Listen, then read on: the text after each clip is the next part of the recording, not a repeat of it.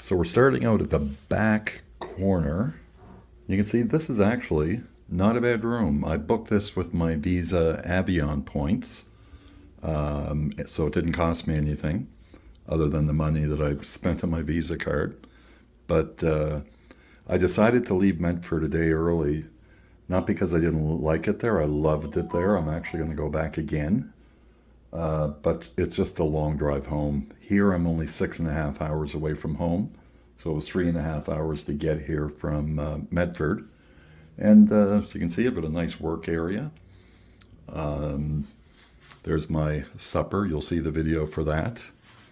And fridge, microwave. There was no microwave in the room that I had in Medford, which was surprising.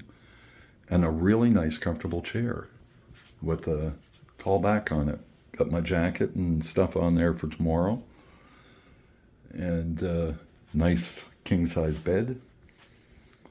Bathroom. Typical, but yeah. It's a place where I can get my makeup on in the morning, get myself all fixed up, and a little closet area. But yeah, it's not a bad room. I would highly recommend it.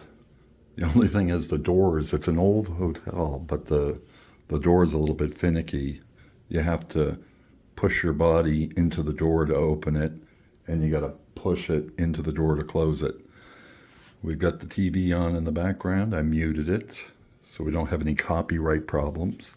But yeah, it's a nice hotel. It even has, as a Tim Tracker would say, we have USB charging stations there, which is good. The other hotel only had the one, or actually didn't have any. But yeah, it's not a bad room. Anyway, thank you for watching. Please like and subscribe, and we'll talk to you later. Jamie, signing off.